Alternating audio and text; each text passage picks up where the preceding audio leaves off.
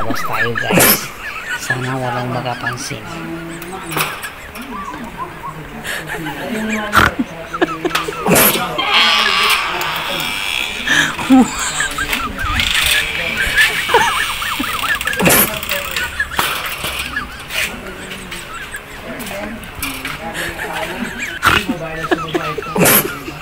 Dito na naman po yung tatlong itlog guys.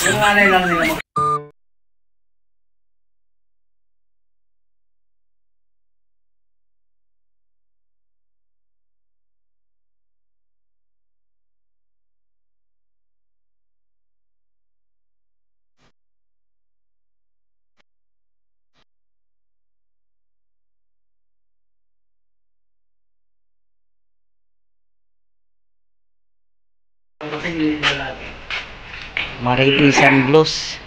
Wala pong music ngayon kaya walang makakapag ano na makaka-copyright na naman po ito.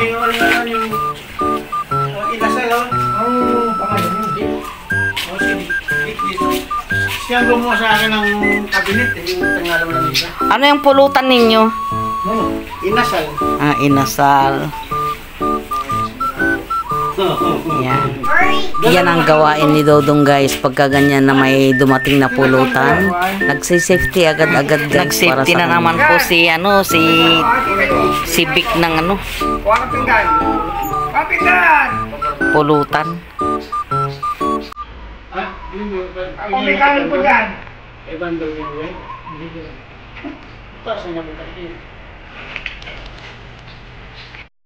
Tingnan nyo guys, oh, nag-safety na ng uulamin niya mamaya. Libre na nga lahat-lahat. Titirain pa yung pulutan.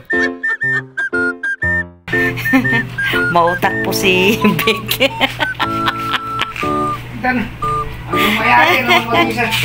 Mayari naman mag-isa yan. Sa napapansin po ninyo, itong isang bida po natin guys ay hindi na po talaga umiinom kasi pinagbawalan na po ng kanyang mga anak.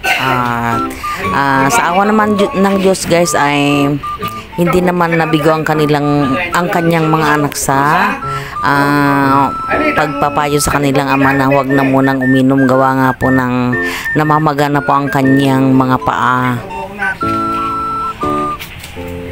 Medyo nalulungkot po itong dalawang bida guys kasi po ang isang bida po ay hindi na po nainom.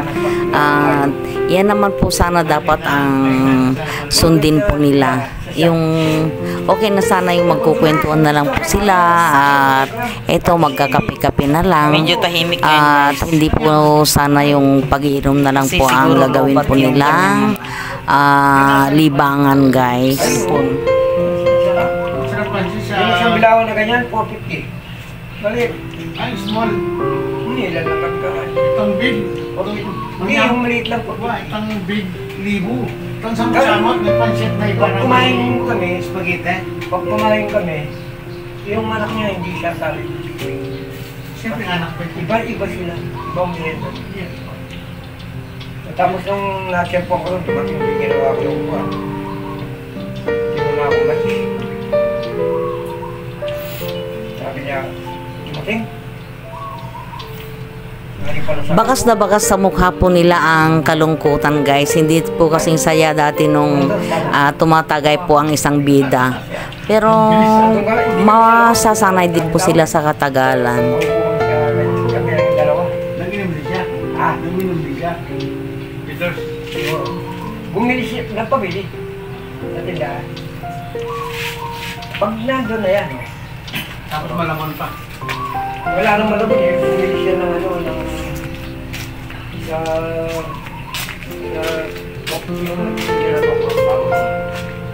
nag-order siya ng sa Otis, masarap din ang yung sisig na plain. Pansit gisado. Ayun. Medyo nanibago din ho ang ating bida dahil simula po nung hindi na po nagiinom si Mang Toto ay hindi na rin po siya masyadong nagpupunta po rito. Ito pong ating bida na hindi na po umiinom ay tinuturing pong parang higit pa sa isang kapatid. Seryoso guys ang usapan ng aking asawa guys. Kung nag-series na yung mula kami ang dalawa. Medyo seryoso ang magbabarkada ngayon guys. Hanggang dito na lamang po at sana po ay nag-enjoy po kayo sa aking ibinahagi sa inyo at kung nagustuhan po ninyo, pa-subscribe naman po. Bye guys! See you on my next vlog!